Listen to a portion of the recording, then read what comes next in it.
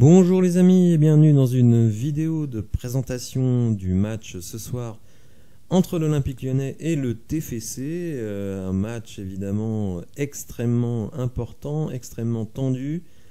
Un contexte délétère puisque on va dire il y a deux discours. Il y a le discours de la direction et des groupes de supporters qui pour le moment restent à leur place. Et les supporters individuels qui eux sont furieux, dont je fais partie, évidemment, après 4 défaites.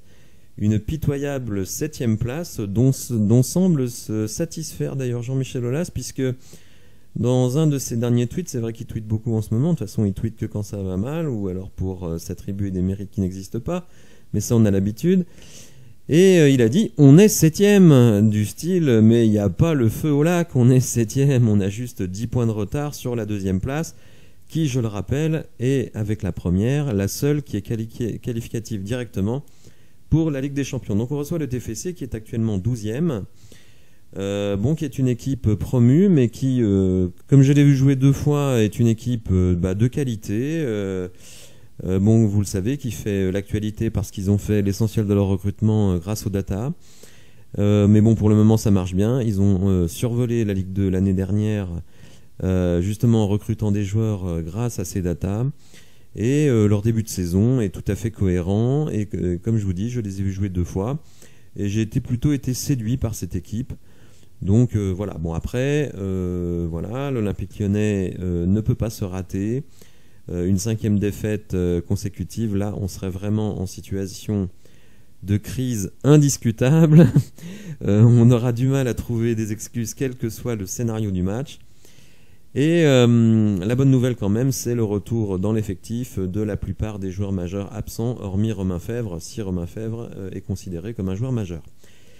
Alors, l'équipe ce matin propose une composition d'équipe en 4-4-2, qui est la composition d'équipe qui avait été alignée contre le Paris Saint-Germain. Alors, le Paris Saint-Germain, évidemment, c'est l'ogre du championnat. Toulouse, c'est une équipe lambda, désolé pour les supporters toulousains s'ils m'entendent. Ce qui veut dire que les deux systèmes utilisés face à 2 équipes, je dirais aux antipodes, laissent à penser que désormais Moussa Dembélé sera effectivement aligné en attaque avec Lacazette dans un 4-4-2. Alors évidemment, quand on voit cette composition, il y a une chose évidemment qui nous choque immédiatement, c'est la présence de Thiago Mendes en défense centrale, alors que Sinali Diomandé avec Anthony Lopez a été vraiment la seule satisfaction du match précédent à Lens. Donc avec Peter Bosz, vous avez beau faire un très grand match, alors un très grand match c'est peut-être un peu exagéré, mais en tout cas un très bon match, et surtout dans votre rôle, c'est-à-dire que Sinali a été très présent dans ce qu'on attend d'un défenseur central, c'est-à-dire des interventions autoritaires, y compris des interventions dans le jeu de tête, très très positives, et une relance plutôt cohérente, plutôt satisfaisante. Donc là, à nouveau, Thiago Mendes aligné en défenseur central et Diomandé sur le banc.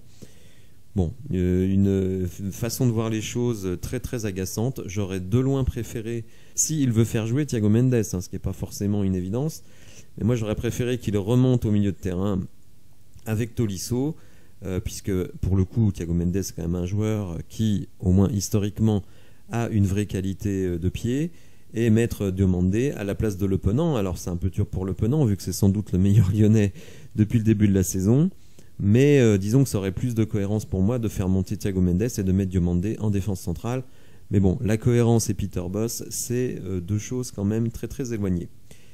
Donc sinon sur le reste, retour de Lukeba, donc ça c'est une très bonne nouvelle, retour de Tolisso, alors dans quel état physique c'est toujours la question.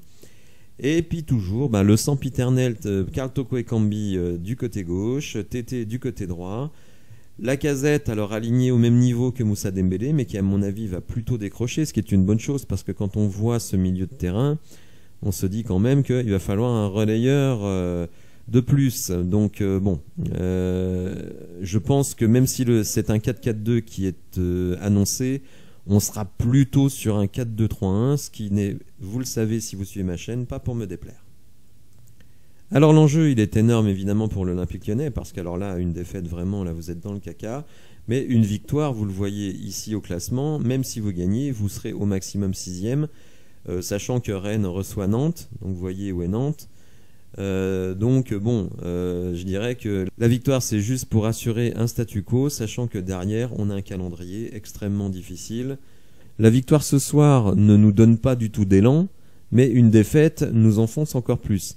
Donc une victoire ce soir, pour moi, n'est pas annonciatrice de quoi que ce soit pour le futur, parce que le calendrier reste très très délicat.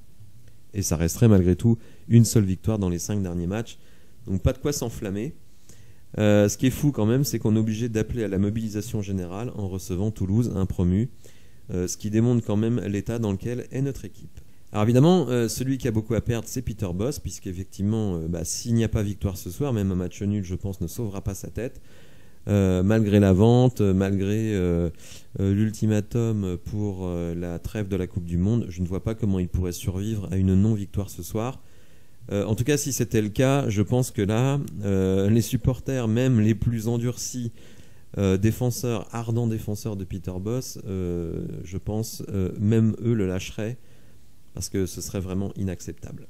Alors on remarquera dans l'effectif la présence d'Oussem Aouar, donc qui n'a pas joué depuis 2 mois, qui était présent dans l'effectif à Lens et qui n'a pas joué du tout. Et donc on se demande quand même ce qui se passe avec Oussem Aouar. Et finalement on a des réponses, enfin une partie des réponses, puisque l'équipe propose une interview d'Oussem Aouar. Alors moi je suis très très content que l'équipe fasse une interview d'Oussem, parce que vraiment je me demande mais qu'est-ce qui se passe avec Oussem Aouar? On ne nous annonce pas qu'il est blessé. Certains ont dit il est déprimé, j'en sais rien. En tout cas, lui, il dit pas du tout ça. À ça, je ne peux pas répondre, désolé. En fait, ce n'est pas à moi de répondre. Il faut que vous demandiez cela au coach.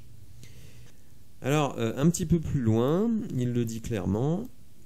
Vous sentez-vous capable d'aider l'équipe, etc. Oui, bien sûr, je dis ça en toute humilité, car ce sera d'abord un travail collectif. Il va falloir que tout le monde hausse son niveau de jeu.